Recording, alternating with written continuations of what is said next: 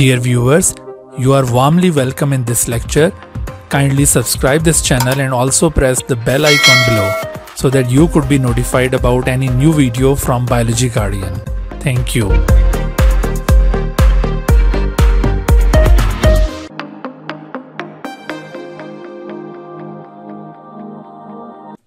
बिस्मिल्लाहिर्रहमानिर्रहीम। Chapter number 22 inheritance. इस सिलसिले का आज हम चौथा लेक्चर शुरू कर रहे हैं। आज के लेक्चर में हम डिस्कस करेंगे inheritance of two traits. Inheritance of two traits. आपको याद होगा हमने पिछले लेक्चर के अंदर inheritance of single trait discuss किया था और उसमें हमने एग्जांपल ली थी मोनोहाइब्रिड क्रॉस की। जिस तरह से मेंडल ने मोनोहाइब्रिड क्रॉसेस परफॉर्म करते हुए सिंगल ट्रेड की इनहेरिटेंस को स्टडी किया हुआ है, बिल्कुल इसी तरह से आज हम टू ट्रेड्स की इनहेरिटेंस को स्टडी करेंगे कि अगर दो ट्रेड्स उनको दोनों को अगर हम फॉलो कर रहे हो तो इनहेरिटेंस किस पैटर्न पर होती है। तो मेंडल ने भी इसी तरह से टू ट्रेड्स की इनहेरिटेंस को स्टडी किया। और टू ट्रेड्स की इनहेरिटेंस को कैसे स्टडी किया होगा, अगर आपसे पूछा जाए कि how can we study inheritance of two traits, तो आपने आंसर देना है कि by using dihybrid cross. इस सिलसिले में हम डाई हाइब्रिड क्रॉस यहां पर परफॉर्म करेंगे। और डाई हाइब्रिड क्रॉस एक ऐसी हाइब्रिडाइजेशन है जिसमें दो इंडिविजुअल जिनको हम क्रॉस करने जा रहे होते हैं वो दो ट्रेड्स के ऊपर एक दूसरे से डिफर करते हैं। मिसाल के तौर पर आप देखिए कि अगर एक इंडिविजुअल उसकी सीड शेप राउंड है, सीड शेप राउंड, लेकिन उसका सीड कलर येलो है, तो हम एक राउंड येलो सीडर प्लांट को क्रॉस करते हैं किसी दूसरे प्लांट के साथ जिसकी सीड शेप रिंकल्ड और उसका सीड कलर ग्रीन है। तो ये इस तरह का जो क्रॉस होगा वो दरअसल डाई हाइब्रिड क्रॉस होगा, a cross between two individuals that differ on two traits. तो इस तरह का क्रॉस दरअसल डाई हाइब्रिड क्रॉस कहलाता है। और by using dihybrid cross we can understand the inheritance pattern of two traits. तो मेंडल ने जिस तरह से ये परफॉर्म किया था डाई हाइब्रिड क्रॉस और उसमें जो इसने ऑब्जर्व किया और फिर जो कंक्लूजन्स कायम किए, उन सारी बातों को हम यहां पे रिव्यू करेंगे। तो सबसे पहले हम ये क्या प्रोसीजर और ऑब्जर्वेशंस देखते हैं कि उसने ये डाई हाइब्रिड क्रॉस कैसे परफॉर्म किया था, प्रोसीजर, और उसके साथ साथ उसने क्या ऑब्जर्व किया। मेंडल की आपको ऑब्जर्वेशंस भी साथ साथ बताएंगे। शॉर्ट क्वेश्चन में आपसे ये प्रोसीजर ऑब्जर्वेशंस के डिफरेंट पॉइंट्स पूछे जा सकते हैं, आपने तवज्जो से इसको देखना है। एज यूजुअल आप याद रखिए कि ये जो इंडिविजुअल्स यहां पर इस डाई हाइब्रिड क्रॉस में यूज किए जा रहे हैं, इन इंडिविजुअल्स को फर्स्ट पेरेंटल जनरेशन कहा जाएगा। ये इंडिविजुअल्स क्या कहलाएंगे? First parental generation. तो ये फर्स्ट पेरेंटल जनरेशन जैसे P1 से डेजिग्नेट किया जाता है। और आपको मैंने लास्ट लेक्चर में भी बताया था कि किसी भी हाइब्रिडाइजेशन एक्सपेरिमेंट में जिसमें मोनोहाइब्रिड क्रॉस या डाईहाइब्रिड क्रॉस या इससे भी कोई कॉम्प्लेक्स क्रॉस, उसमें जो फर्स्ट पेरेंटल जनरेशन होती है इसका जीनोटाइप कैसा होता है। तो जब भी आपसे इनका जीनोटाइप पूछा जाए, फर्स्ट पेरेंटल जनरेशन का जीनोटाइप कैसा होगा, तो आपने याद रखना है कि इनका जीनोटाइप ट्रू ब्रीडिंग जीनोटाइप होता है। ये ट्रू ब्रीडिंग है अपने जीनोटाइप के लिए, या फिर इसको मॉडर्न टर्म्स में अगर बताया जाए तो आप कहेंगे they are homozygous for their genotype. तो ट्रू ब्रीडिंग या होमोजाइगस होने का मतलब ये होगा कि अगर आप इस राउंड येलो को सेल्फ फर्टिलाइज करें, यहां पर अगर इसकी सेल्फ फर्टिलाइजेशन करवाएं तो ये सारे के सारे राउंड येलो ही पैदा करेगा, राउंड येलो ही इससे प्रोड्यूस होंगे। और इसी तरह से अगर ये रिंकल्ड ग्रीन भी ट्रू ब्रीडिंग है, होमोजाइगस है फॉर इट्स जीनोटाइप, तो ये भी सेल्फ फर्टिलाइज करने पर सारे अपने जैसे इंडिविजुअल पैदा करेगा, दैट इज रिंकल्ड ग्रीन। लेकिन अगर इनको क्रॉस फर्टिलाइज किया जाए तो फिर क्या रिजल्ट आएगा, ये बात मेंडल को अभी मालूम नहीं थी जब उसने ये एक्सपेरिमेंट परफॉर्म किया, क्योंकि ये इनका ट्रू ब्रीडिंग रिजल्ट तो जानता था कि बीइंग ट्रू ब्रीडिंग या बीइंग होमोजाइगस सेल्फ फर्टिलाइज करने पर ये अपने जैसे इंडिविजुअल पैदा करते हैं, लेकिन अगर इनको क्रॉस फर्टिलाइज किया जाए तो फिर क्या नतीजा निकलेगा, ये बात उसके इल्म में नहीं थी। अच्छा, यहां पर ये बात जहन में रहे कि इस डाईहाइब्रिड क्रॉस से पहले वो मोनोहाइब्रिड क्रॉसेस परफॉर्म कर चुका था और उसको ये अंदाजा था कि अगर सिर्फ राउंड और रिंकल्ड के दरमियान क्रॉस बनाया जाए तो फिर सिर्फ राउंड इनहेरिट करता है, और इसी तरह से येलो ट्रू ब्रीड और ग्रीन ट्रू ब्रीड के दरमियान क्रॉस बनाया जाए तो सिर्फ येलो इनहेरिट करता है। लेकिन अगर ये एक इंडिविजुअल में दोनों ट्रेट्स इकट्ठे मौजूद हो, राउंड भी हो और येलो भी, और दूसरी तरफ रिंकल्ड भी और ग्रीन भी, और अब इनके दरमियान अगर ये क्रॉस फर्टिलाइजेशन होगी तो फिर क्या रिजल्ट होगा, ये बात उसके इल्म में नहीं थी। और इसी को जानने के लिए उसने दरअसल ये क्रॉस परफॉर्म किया, और इस क्रॉस के नतीजे में जो जनरेशन पैदा हुई उस जनरेशन को नाम दिया गया फर्स्ट फिलियल जनरेशन, और उसे डेजिग्नेट करते हैं F1 के साथ। और उसने ये देखा कि इस F1 जनरेशन के अंदर जितने भी इंडिविजुअल्स पैदा हुए हैं उन सब के अंदर सिर्फ डोमिनेंट फिनोटाइप ही इनहेरिट हुई है, जिस तरह से मोनोहाइब्रिड क्रॉस में वो ऑलरेडी देख चुका था। ठीक है, F1 में उसकी ऑब्जर्वेशन क्या थी कि all of the individuals were produce with round yellow phenotype, all of them were produce with round yellow phenotype. Monohybrid cross में भी वो ये बात ऑब्जर्व कर चुका था कि अगर राउंड और रिंकल्ड के दरमियान मोनोहाइब्रिड क्रॉस बनाया जाए तो सिर्फ राउंड इनहेरिट करता है, और येलो और ग्रीन के दरमियान क्रॉस बनाया जाए तो सिर्फ येलो इनहेरिट करता है। यानी राउंड और येलो डोमिनेंट फिनोटाइप्स हैं, तो अमूमन डोमिनेंट फिनोटाइप मोनोहाइब्रिड क्रॉस में ही इनहेरिट करती हैं। तो बिल्कुल उसी तरह का फेनोमेनन यहां पर डाईहाइब्रिड क्रॉस में भी होता हुआ नजर आ रहा है कि सिर्फ डोमिनेंट फिनोटाइप्स ने इनहेरिट किया है, रिसेसिव फिनोटाइप बिल्कुल फेल हो गई है यहां पर इनहेरिट होने में इस जनरेशन के अंदर। तो आपसे अगर ये पूछा जाए कि what was the observation of Mendel in F1 generation of dihybrid cross, तो F1 generation of dihybrid cross में मेंडल की ऑब्जर्वेशन क्या आप बताएंगे? तो Mendel observe that in F1 generation of dihybrid cross only the dominant phenotypes were inherited. ठीक है, सिर्फ डोमिनेंट फिनोटाइप्स इनहेरिट हुई थी, रिसेसिव फिनोटाइप बिल्कुल फेल हो गई थी इनहेरिट होने में, ये उसकी ऑब्जर्वेशन थी। ठीक है, तो इस तरह से ये बीच में कई पॉइंट आएंगे उसकी ऑब्जर्वेशन के जो आपसे शॉर्ट क्वेश्चन में पूछे जा सकते हैं, इनके ऊपर आपकी तवज्जो रहनी चाहिए, ये ऐसे शॉर्ट क्वेश्चन यहां से आ सकते हैं। बहरहाल अब उसने जब ये F1 जनरेशन में राउंड येलो इंडिविजुअल्स हासिल कर लिए तो अब उसको तजस्सुस पैदा हुआ कि ये जो F1 के राउंड येलो हैं क्या ये P1 राउंड येलो की तरह के हैं या उनसे डिफरेंट है। बज़ाहिर देखने में तो ये दोनों प्लांट एक ही जैसे हैं, इनके सीड की शेप और कलर राउंड येलो है और इनके सीड की शेप और कलर भी राउंड येलो है। दोनों के सीड बिल्कुल बज़ाहिर शेप और कलर के लिहाज से एक जैसे हैं, लेकिन क्या अंदर जीनोटिपिकली भी ये एक जैसे हैं या नहीं, इस बात को आइडेंटिफाई करना था, क्योंकि वो जानता था कि P1 जनरेशन में जो राउंड येलो है ये तो ट्रू ब्रीड है, अगर सेल्फ फर्टिलाइज किया जाए तो सारे राउंड येलो पैदा करेगा, लेकिन क्या F1 भी ट्रू ब्रीड है या नहीं, इस बात को आइडेंटिफाई करना था। तो आप मुझे बताएंगे कि हम किसी भी इंडिविजुअल को कैसे आइडेंटिफाई करते हैं कि whether it is true breed और नॉट, इसके लिए क्या मेथड यूज किया जाता है? How will you identify the genotype of an individual, उसके लिए क्या मेथड आप यूज कर सकते हैं? शाबाश जी सर, इसको सेल्फ फर्टिलाइज करवाएंगे, इसकी सेल्फ फर्टिलाइजेशन परफॉर्म करवाई जाएगी इसकी, और इस सेल्फ फर्टिलाइजेशन के ऊपर, इस सेल्फ फर्टिलाइजेशन के बाद अगर इसने सारे अपने जैसे इंडिविजुअल पैदा किए तो हम अज्यूम करेंगे कि ये भी ट्रू ब्रीड है अपने P1 की तरह, और अगर इसने सेल्फ फर्टिलाइजेशन के बाद दोनों कंट्रास्टिंग फिनोटाइप्स पैदा की तो फिर ये अज्यूम किया जाएगा कि नॉन ट्रू ब्रीड है।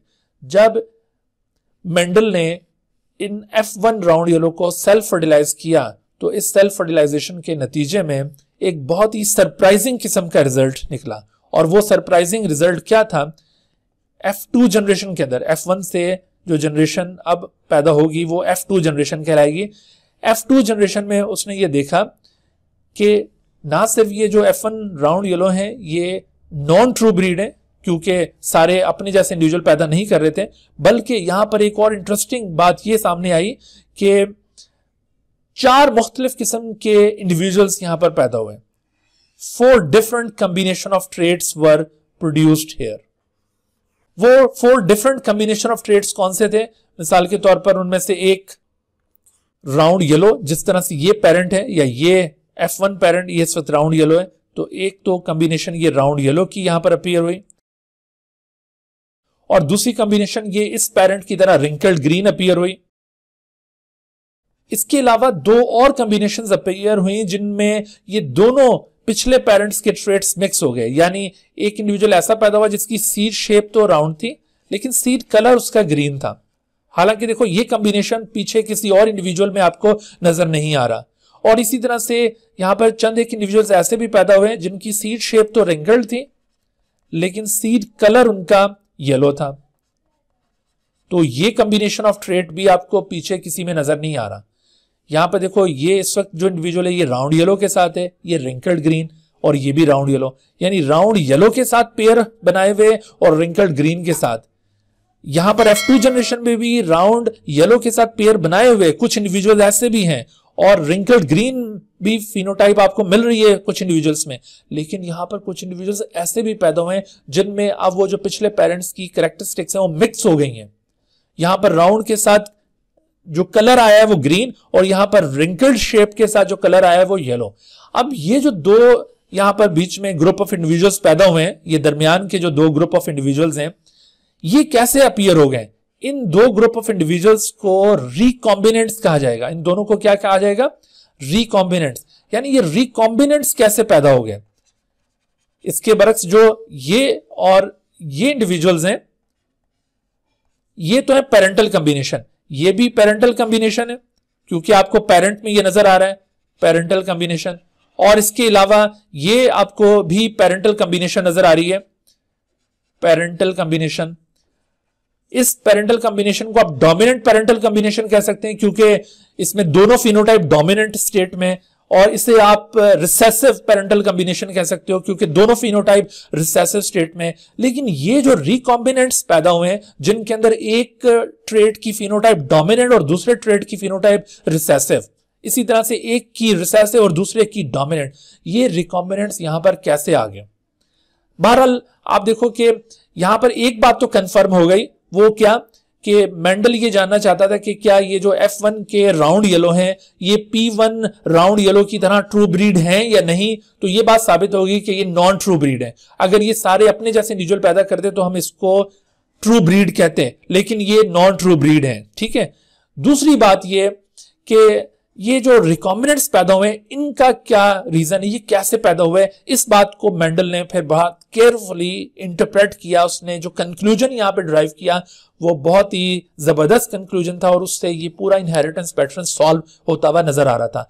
वो कंक्लूजन क्या है उसकी तरफ हम बढ़ते हैं, लेकिन इससे पहले मैं आपको एक सवाल बताता जाऊं यहां पर कि अगर आपसे यहां पर क्वेश्चन पूछा जाए कि what were the observations of Mendel in F2 generation of dihybrid cross, तो F2 generation in dihybrid cross में आपने ये ऑब्जर्वेशंस बतानी है कि इन F2 generation of dihybrid cross Mendel obtained 4 different combination of traits.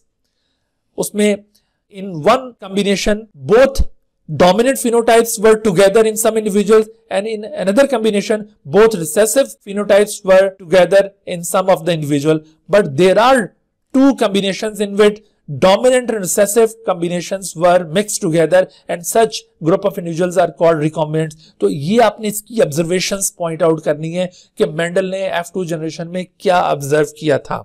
ठीक है, ये मैंने जैसे अभी आपसे शेयर किया था कि बीच में जो मुख्तलिफ पॉइंट्स आएंगे इसकी ऑब्जर्वेशन के वो शॉर्ट क्वेश्चन में पूछे जाते हैं, इनके ऊपर आपकी तवज्जो रहनी चाहिए।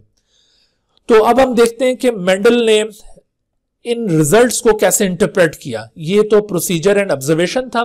अब आपको मैं बताता हूं मेंडल की जो इंटरप्रिटेशंस एंड कंक्लूजन्स थे वो क्या है। Mendel's interpretation and conclusions. अच्छा, मेंडल ने कुछ बातें तो ऑलरेडी मोनोहाइब्रिड क्रॉस में अज्यूम कर ली हुई थी, उनको इंटरप्रेट कर चुका था वो उसके पास ऑलरेडी वो बातें मौजूद थी। मिसाल के तौर पर जैसे उसने सबसे पहला जो कॉन्सेप्ट मोनोहाइब्रिड क्रॉस में प्रपोज किया था, आपको याद होगा, कॉन्सेप्ट ऑफ फैक्टर। उसने कहा था कि ये जितनी भी फिनोटाइप्स हैं, जितने भी कैरेक्टरिस्टिक्स हैं, they are actually controlled by some factors, जिसे वो एलिमेंटन्स कहते थे। और आजकल हम उन एलिमेंटन्स को या फैक्टर्स को जीन्स कहते हैं, और उन जीन्स को अल्फाबेट से रिप्रेजेंट किया था। जैसे ये राउंड के लिए capital case letter R use किया जाएगा, और रिंकल्ड के लिए स्मॉल केस लेटर में स्मॉल r ये इस तरह से यूज किया जाएगा, और येलो के लिए Y सिंबल यूज किया जाएगा, और इधर ग्रीन के लिए स्मॉल y सिंबल यूज किया जाएगा। ठीक है। दूसरा पॉइंट जो ऑलरेडी मोनोहाइब्रिड क्रॉस में आप जान चुके हैं, मेंडल ने प्रपोज किया था, वो क्या कि ये फैक्टर्स अकेले अकेले नहीं होते बल्कि ये पेयर की फॉर्म में होते हैं। यानी इस राउंडनेस को कंट्रोल करने के लिए एक कैपिटल R नहीं होगा बल्कि there will be a pair of capital R in this individual. Similarly yellow को कंट्रोल करने के लिए एक अकेला कैपिटल Y नहीं होगा बल्कि यहां पर pair of capital Y will be there. तो इस तरह से इस राउंड येलो का जीनोटाइप बनेगा capital R small capital Y. और जबकि इसी तरह से ये रिंकल्ड को कंट्रोल करने के लिए एक अकेला स्मॉल आर यहां पर काफी नहीं होगा, बल्कि पेयर ऑफ स्मॉल आर्स, और ग्रीन के लिए pair of small Y will be there. तो ये दोनों बातें ऐसी हैं जो मोनोहाइब्रिड क्रॉस में ऑलरेडी अज्यूम की जा चुकी हैं, ठीक है। और आपको एक और भी मोनोहाइब्रिड क्रॉस की अजम्पशन याद होगी। मोनोहाइब्रिड क्रॉस में एक और बात भी अज्यूम की गई थी कि जब भी गैमीट की फॉर्मेशन होती है तो जो को एग्जिस्टिंग फैक्टर्स होते हैं, एक पेयर के फैक्टर्स, जैसे कैपिटल आर एक पेयर के फैक्टर्स हैं, ये को एग्जिस्टिंग है, और कैपिटल वाई ये को एग्जिस्टिंग है। तो आपको वो लॉ सेग्रीगेशन याद होगा, उसके मुताबिक ये कोई भी को एग्जिस्टिंग अलील गैमीट फॉर्मेशन के दौरान इकट्ठे एक गैमीट में नहीं जाते, ये हमेशा सेपरेट गैमीट में जाते हैं। यानी किसी एक गैमीट में कैपिटल आर होगा तो किसी दूसरे में दूसरा कैपिटल आर होगा, ये दोनों इकट्ठे एक में नहीं होंगे। सिमिलरली ये कैपिटल वाई, ये दोनों इकट्ठे नहीं होंगे, लेकिन ये कैपिटल आर इस कैपिटल वाई के साथ जरूर इकट्ठा हो सकता है, इसमें कोई रिस्ट्रिक्शन नहीं है, ठीक है। तो किसी गैमेट के अंदर इस कैपिटल आर के साथ इसमें से ये कैपिटल वाई इकट्ठा होगा, तो किसी गैमेट में इस कैपिटल आर के साथ ये कैपिटल वाई इकट्ठा होगा, किसी गैमेट में इस कैपिटल आर के साथ ये कैपिटल वाई इकट्ठा होगा, और किसी गैमेट में इस कैपिटल आर के साथ ये कैपिटल वाई इकट्ठा होगा। यानी कहने का मतलब है कि इस पेयर का कोई भी अलील, इस पेयर का कोई भी फैक्टर इस पेयर के किसी भी फैक्टर के साथ असॉल्ट हो सकता है। गैमीट फॉर्मेशन के दौरान इनकी जो अरेंजमेंट है वो बिल्कुल इंडिपेंडेंट ही होगी कि ये कैपिटल आर इस कैपिटल वाई के साथ या इसके साथ, और ये कैपिटल आर इसके साथ या फिर इसके साथ असॉर्ट हो सकता है। समझ आई बात? तो इस तरह से आप देखो, ये चूंकि प्योरली होमोजाइगस इंडिविजुअल है, लिहाजा यहां पर सारे के सारे गैमीट एक ही जैसे बनेंगे। हर गैमीट में आपको कैपिटल आर कैपिटल वाई नजर आएगा। याद रखो बच्चों कि जब ये सारे गैमीट एक जैसे हो ना, तो हम यहां पर ये जो इस तरह से डायग्राम ड्रॉ कर रहे होते हैं क्रॉस की, तो उसमें फिर वो सारे एक जैसे गैमीट्स को यहां पे दिखाने की जरूरत नहीं होती। यहां पर आपने उन तमाम एक जैसे गैमीट में से किसी एक को यहां पे रिप्रेजेंट करना है। चूंकि इस इंडिविजुअल से सेम टाइप के गैमीट प्रोड्यूस होंगे, लिहाजा हम वो सेम टाइप के गैमीट की सिर्फ एक रिप्रेजेंटेशन यहां पे शो कर देते हैं। हम यहां पे पॉइंट आउट करेंगे कि इस इंडिविजुअल ने सिर्फ और सिर्फ ये वाले गैमीट प्रोड्यूस करने हैं। अंडरस्टैंड? अगर यहां पर डिफरेंट टाइप के गैमीट प्रोड्यूस हो रहे होते तो वो फिर हम तमाम डिफरेंट गैमीट को यहां पे शो करते, लेकिन चूंकि इस इंडिविजुअल ने सेम टाइप के गैमीट प्रोड्यूस करने, तो हम इन सेम टाइप के गैमीट को सिर्फ एक ही इनका रिप्रेजेंटेटिव यहां पे प्लेस करेंगे। बिल्कुल इसी तरह से आप देखो कि यहां पर भी गैमीट फॉर्मेशन के दौरान ऐसा ही होगा। दोनों स्मॉल आर इकट्ठे नहीं हो सकते, दोनों कैपिटल स्मॉल वाई इकट्ठे नहीं हो सकते, लेकिन किसी गैमीट के अंदर स्मॉल आर के साथ स्मॉल वाई इकट्ठा हो सकता है। यानी ये स्मॉल आर इस स्मॉल वाई के साथ भी इकट्ठा हो सकता है, ये स्मॉल आर इस स्मॉल वाई के साथ भी इकट्ठा हो सकता है। बिल्कुल इसी तरह से ये स्मॉल आर इसके साथ भी और ये स्मॉल आर इसके साथ भी। यानी यहां पर भी चूंकि जीनोटाइप प्योरली होमोजाइगस है, तो same type of gametes will be produce. लिहाजा अगर सेम टाइप के गैमीट प्रोड्यूस हो रहे हो तो आप उनको सबको यहां पे शो करने के बजाय उनका सिर्फ एक रिप्रेजेंटेटिव यहां पे शो करते हैं। अब आप देखिए कि इनके जब आप गैमीट्स देख लेते हैं, तो इन गैमीट्स को जब फर्टिलाइज करवाएंगे, अगर ये गैमीट इसके साथ फर्टिलाइज करे, यानी इसका कोई भी गैमीट इस इंडिविजुअल के किसी गैमीट से फर्टिलाइज करे, तो नतीजा क्या निकलेगा? नतीजा ये निकलेगा यहां पर कि ये कैपिटल आर इस स्मॉल आर के साथ दोबारा पेयर में आ जाएगा, और कैपिटल वाई स्मॉल वाई के साथ दोबारा पेयर में आ जाएगा। तो इस तरह से यहां जो भी इंडिविजुअल पैदा होगा F1 के अंदर, उसका जीनोटाइप हमेशा ये होगा, उसका जीनोटाइप हमेशा कैपिटल आर स्मॉल आर और कैपिटल वाई स्मॉल वाई पर मुश्तमिल होगा।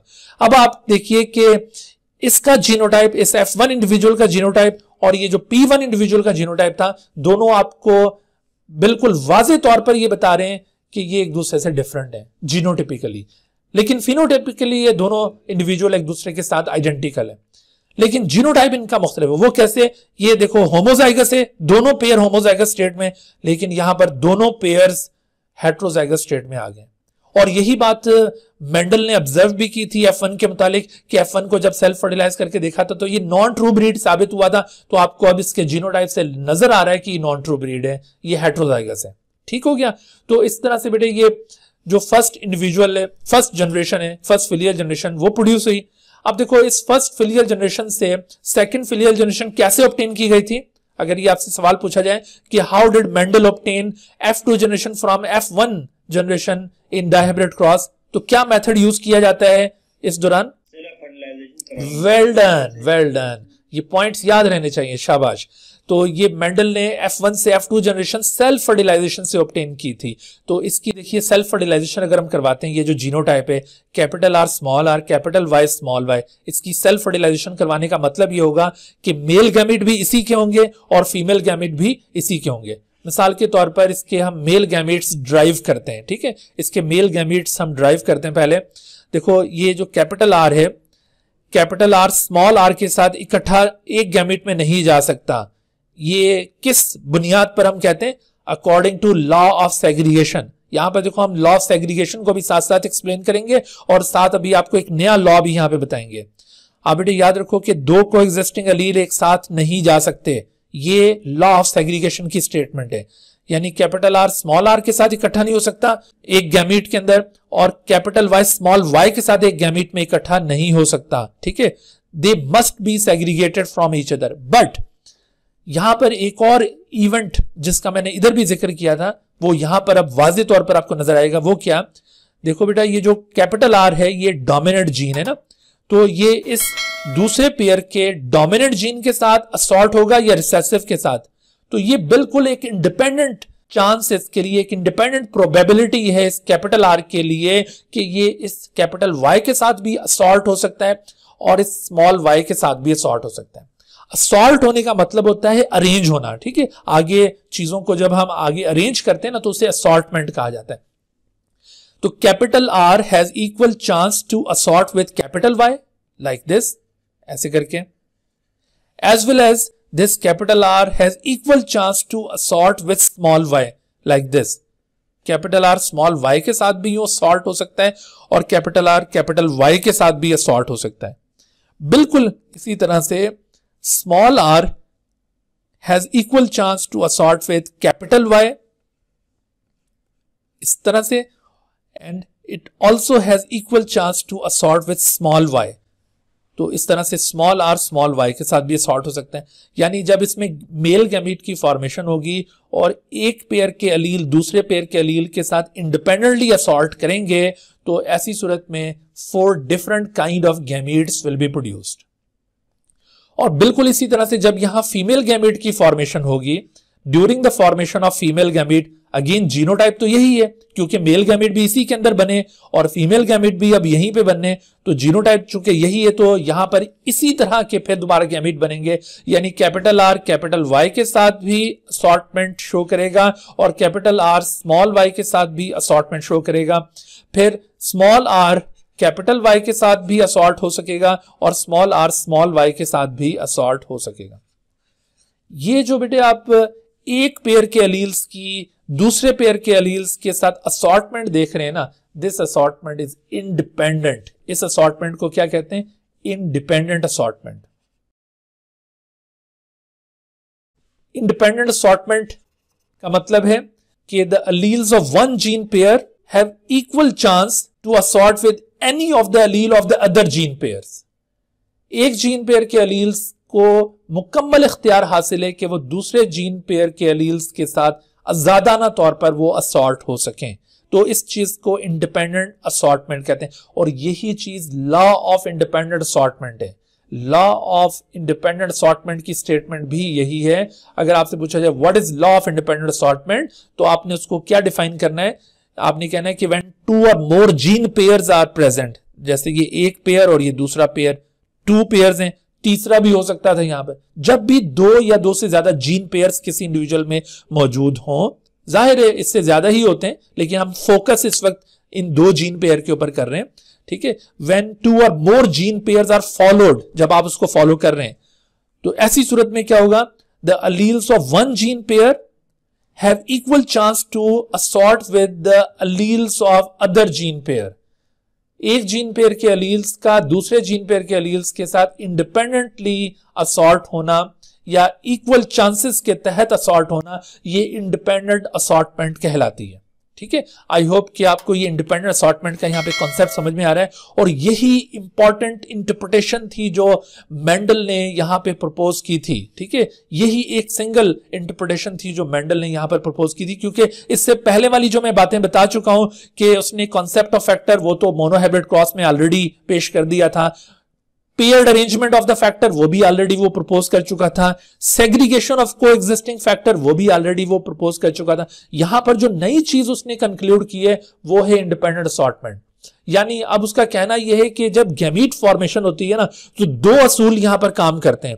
एक असूल लॉ ऑफ सेग्रीगेशन है जिसके मुताबिक दो कोएग्जिस्टिंग अलील इकट्ठे नहीं हो सकते, यानी कैपिटल आर स्मॉल आर के साथ किसी गैमीट में आपको नहीं मिलेगा, यह है लॉ ऑफ सेग्रीगेशन। और दूसरा लॉ कहता है कि एक पेयर के अलील दूसरे पेयर के किसी भी अलील के साथ असॉर्ट हो सकते हैं, इसमें कोई रिस्ट्रिक्शन नहीं है।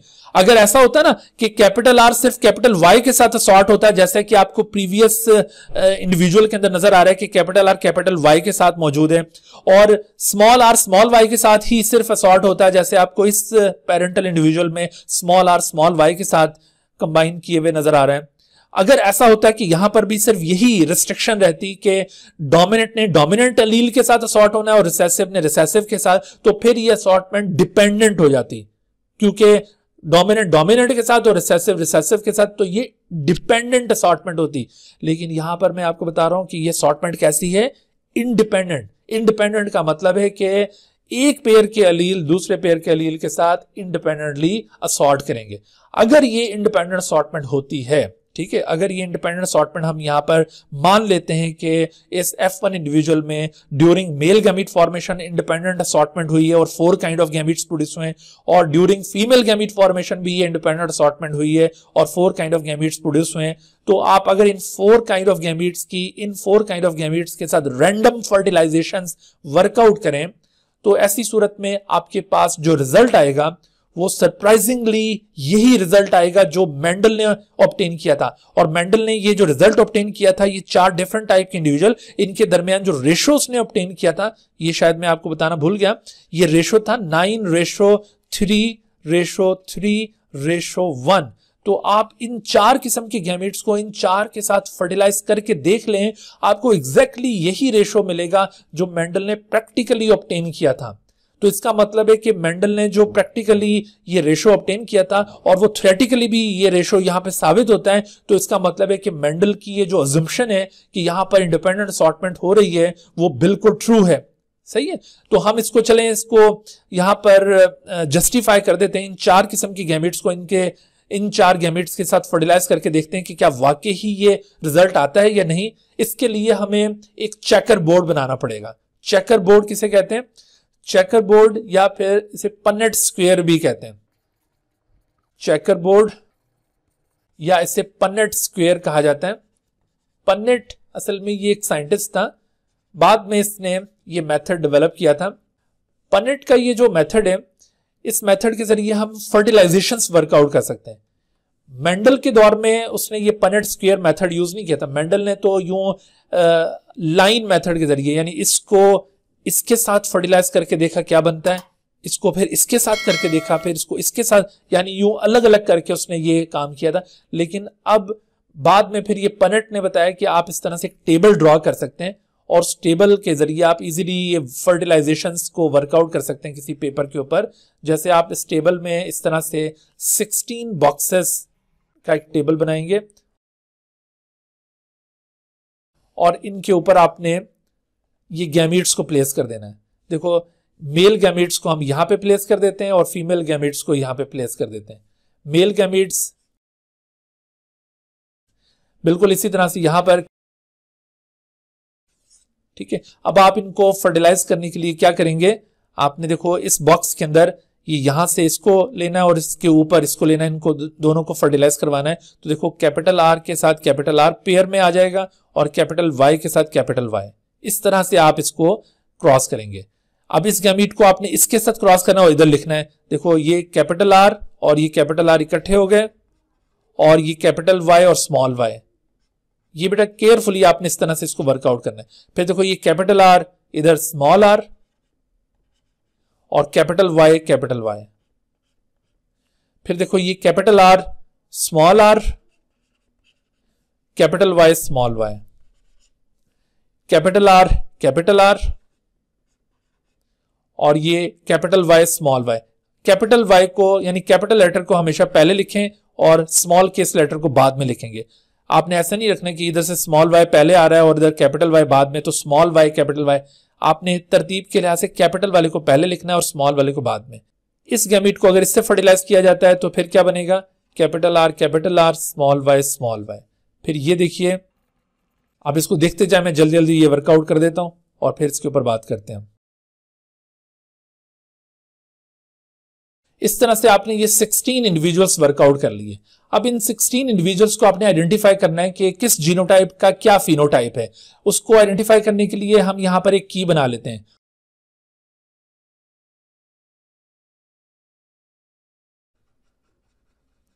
अब इन सिंबल्स को हमने यहां पे प्लेस करना है। देखो, सबसे पहले हम ये जो राउंड येलो इनको प्लेस करके देखते हैं कौन कौन से राउंड येलो हैं। तो ये पहले वाला राउंड येलो आपको नजर आ रहा है, तो इसको आप ये राउंड येलो, ये सिंबल यहां पे प्लेस कर दें, round yellow.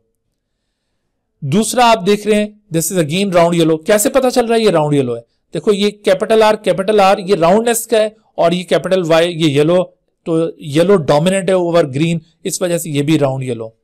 This one again round yellow, this one again round yellow. आपने बस ये कैपिटल आर देखना है तो राउंड उसको डिसाइड कर लेना है, कैपिटल वाई देखना है तो येलो डिसाइड कर लेना उसको। This is again round yellow, this is round green. देखो, अब यहां पर राउंड तो है लेकिन साथ ग्रीन, इसको हम फिलहाल छोड़ देते हैं, पहले राउंड येलो पहले देख लेते हैं।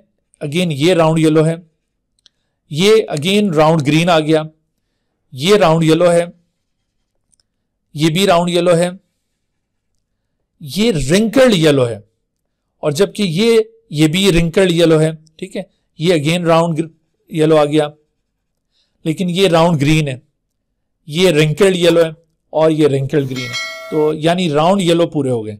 अब आ जाए राउंड ग्रीन। तो राउंड ग्रीन कौन कौन से? राउंड ग्रीन एक तो ये है, this is round green, round है लेकिन ग्रीन। राउंड ग्रीन ये भी है और राउंड ग्रीन आपको इसके अलावा ये मिल रहा है। So these 3 are the round greens. अच्छा, अब हम आ जाते हैं रिंकल्ड येलो की तरफ। तो रिंकल्ड येलो कौन कौन से? रिंकल्ड येलो आप देखिए, ये रिंकल्ड येलो है, this one is wrinkled yellow, this one is wrinkled yellow, ये रिंकल्ड येलो है। जबकि ये अकेला बच गया है रिंकल्ड ग्रीन। रिंकल्ड ग्रीन आपके पास सिर्फ ये एक रह गया, तो दिस इज रिंकल्ड ग्रीन। अब आप देखिए, काउंट कर लीजिए कि राउंड येलो कितने आए आपके पास। राउंड येलो आए आपके पास 9, 1 2 3 4 5 6 7 8 9। तो ये 9 राउंड येलो, ये वाले राउंड येलो नहीं है, ये रिंकल्ड येलो है। ठीक है, राउंड ग्रीन कितने हैं? 3 राउंड ग्रीन। रिंकल्ड येलो कितने हैं? 3 रिंकल्ड येलो, और रिंकल्ड ग्रीन 1। तो वही 9:3:3:1 आपके पास आ गया। तो देखो, मेंडल ने ये जो इंडिपेंडेंट असॉर्टमेंट का यहां पर कॉन्सेप्ट पेश किया ना, उस इंडिपेंडेंट असॉर्टमेंट से जो उसने प्रैक्टिकली रिजल्ट ऑब्टेन किया था वो बिल्कुल साबित हो गया। और इससे फिर हमें ये पता चलता है कि 2 ट्रेट की इनहेरिटेंस कैसे होती है। तो 2 ट्रेट की इनहेरिटेंस इस तरह से होती है कि अगर ये दोनों ट्रेट डोमिनेंट स्टेट में एक इंडिविजुअल में मौजूद हो और रिसेसिव स्टेट में दूसरे इंडिविजुअल में मौजूद हो, और दोनों इंडिविजुअल अगर अपने इन ट्रेट्स के लिए होमोजाइगस हो, तो ऐसी सूरत में F1 इंडिविजुअल में सिर्फ डोमिनेंट का ही इनहेरिटेंस होगा, कोई रिसेसिव इनहेरिट नहीं करेगा। हाँ, अलबत्ता उससे अगली जनरेशन में अगर सेल्फ फर्टिलाइजेशन की जाए तो इन दोनों डोमिनेंट ट्रेट्स में चूंकि प्यूरिटी नहीं है, तो यहां पर डोमिनेंट कॉम्बिनेशन भी आएगा इस पेरेंट की तरह और रिसेसिव कॉम्बिनेशन भी आएगा इस पेरेंट की तरह, बल्कि रिकॉम्बिनेंट्स भी पैदा होने का चांस है। तो इस तरह से 2 ट्रेट्स की इनहेरिटेंस होती है। ठीक है जी, तो आज के लेक्चर में आपने ये इनहेरिटेंस ऑफ 2 ट्रेट्स अंडरस्टैंड किया कि किस तरह से 2 ट्रेट्स की इनहेरिटेंस होती है, और इस इनहेरिटेंस की स्टडी हमने डाइहाइब्रिड क्रॉस में की है, और इसके अंदर आपने लॉ ऑफ इंडिपेंडेंट असॉर्टमेंट का जो कंसेप्ट था उसको आइडेंटिफाई किया। और इस लॉ की स्टेटमेंट क्या थी कि the alleles of one gene pair have equal chance to assort with the alleles of other gene pair, या इसको यूं भी कह सकते हैं the alleles of each gene pair have equal probability to assort with the alleles of other gene pair. Probability भी chance को कहते हैं, ठीक है। या फिर इसको यूं भी कह सकते हैं कि during gamete formation the alleles of one gene pair assort independently with the alleles of other gene pair. तो ये किसी भी तरह से आप इसको डिफाइन कर लें, ये वर्डिंग आमतौर पर यूज की जाती है। जी, कोई कंफ्यूजन है तो आप पूछ सकते हैं यहाँ पे। Dear viewers, thank you for watching this video. If you have not subscribed this channel, kindly subscribe it and also press the bell icon below so that you could be notified about any new video lecture from Biology Guardian. And also do not hesitate to ask any question regarding this lecture. My contacts are shown on the screen. Thank you once again.